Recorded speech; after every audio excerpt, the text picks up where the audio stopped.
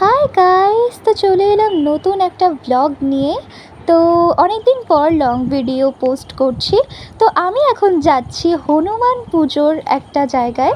তো রামনবমী, তো একেবারে দেখছো রেডি শেডি হয়ে চলে গেছে। আর এখানটা হচ্ছে এত অন্ধকার একটা জায়গা, তাও মুখ দেখা যাচ্ছে আমার। যাই হোক, তো সামনে তোমরা রাস্তাটা দেখে নাও, এতটা অন্ধকার, তার মধ্যে রাস্তা ভাঙা হয়েছে। তো এই ভাঙা রাস্তা দিয়েই যেতে হচ্ছে, তার উপরে আমি হিলস ওয়্যার করেছি। তো যাই হোক, এখন আমি পড়ে না যাই এখান থেকে। আর এখানে এই রাস্তাটায় বেসিক্যালি এতটা কুকুর থাকে, আমি এই রাস্তা থেকে যেতে না ভয় পাই। আর যখনই মানে এরকম কোনো কুকুর ফুকুর রাস্তায় থাকে, তখনই আমি কোনো না কোনো কাকুকে দাঁড় করিয়ে দিই, বলি আমাকে আগে বাড়ি পৌঁছে দাও ওইখানটা, তারপর তুমি যেখানে যাবে যাও। তো এই হচ্ছে আমার সিনারিও। তো চলো, যেতে যেতে কথা হচ্ছে।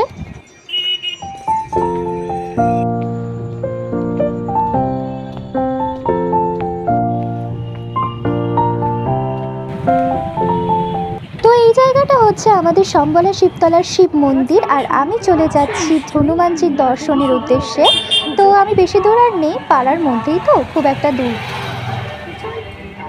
সুন্দর সাজিয়েছে, সিরিয়াসলি খুব ভালো লাগছে। তোমরা চলো, দেখাবো তোমাদের।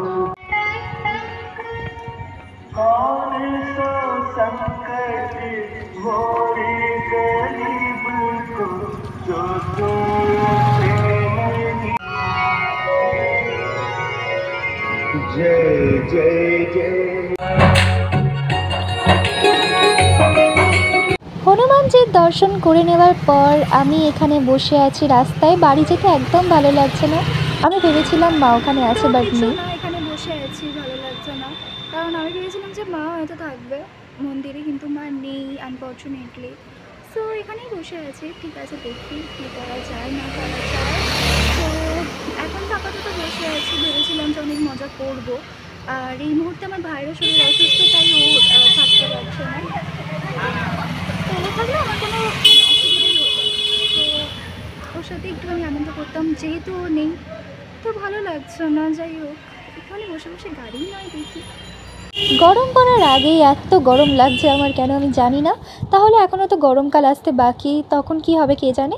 যাই হোক, এখানে আমার বিড়াল মশাইয়ের সাথে দেখা হয়ে গেছে। বিড়াল মশাই এখানে আরাম করে বসে আছেন। আর ওই দেখো, দেখছো চোখগুলো।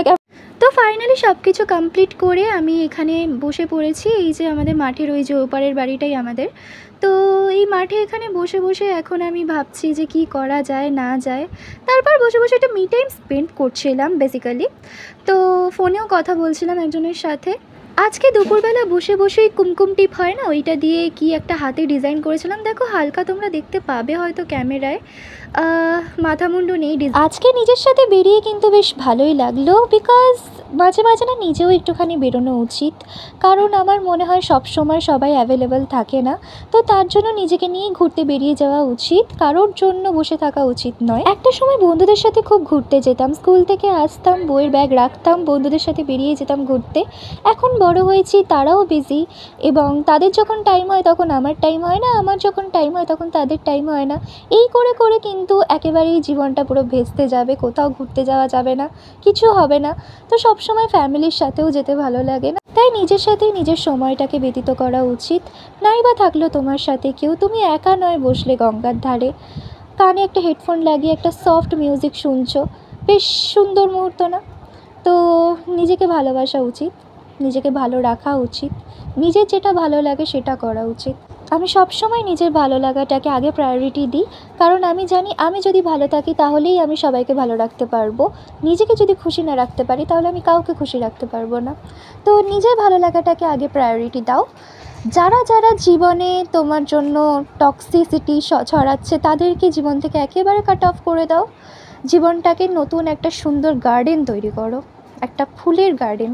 ওকে, সেই জীবনের গার্ডেনটাকে বানিয়ে না সেখানে একটা তালা ব্যবস্থা করো, মানে গেটের একটা ব্যবস্থা করো। দেখতে পাচ্ছ যেরকম দরজাটা দেখালাম, সেখানে কাউকে ঢুকতে দিও না তোমার পারমিশন ছাড়া। ভগবান একটা সুন্দর জীবন দিয়েছে, সেটাকে নিজে সুন্দর করে রাখো, এটাকে ভেস্তে যেতে দিও না, কারোর জন্য না। টক্সিক মানুষ জীবন থেকে বাদ দিয়ে দাও, জীবনটাকে আগে এগিয়ে নিয়ে যাও। এটা তোমারই দায়িত্ব, তোমার জীবন তোমাকেই গোছাতে হবে। এই মোটিভেশন নিয়ে এগিয়ে চলো জীবনে, ব্যাস তাহলেই জীবন সুন্দর। আজকের জন্য এতটুকু মোটিভেশন কাফি। তো এই যে তোমাদের জঙ্গলটাকে দেখাচ্ছি, এখানে আগে ছিল বহু পুরনো একটা দেবদারু গাছ। জানি না কার কী ভীমরতি হয়েছিল, তো গাছটা কেটে দিল। এই গাছে থাকতো অনেক হনুমান, তারপর পাখির বাসা, সব কিছু। তো অত বড় গাছটাকে কেটে দিল। তো এখানে মাঠে দেখছো দুটো কুকুর খেলা করছে। এবার অনেক রাত অবধি আমিও বাড়ির বাইরে এইখানটা সামনেই বসে আছি। এবার আমাকেও বাড়ি যেতে হবে। তো চলো আজকের ব্লগটা এখানেই এন্ড করলাম। শিগগিরই আবার নতুন ব্লগ নিয়ে তোমাদের কাছে ফিরবো। ভিডিওটা ভালো লাগলে লাইক করে দিও, আর চ্যানেলটাকে প্লিজ সাবস্ক্রাইব করে দিও যদি সাবস্ক্রাইব না করে থাকো। তো চলো আজকের জন্য এখানেই আমি ব্লগটাকে এন্ড করি। আর হ্যাঁ, আমাদের এখানে কিন্তু কারেন্টও চলে গেছিলো। তো যাই হোক, আজকের ভিডিওটা এখানেই এন্ড করছি। ওকে, বাই, টাটা।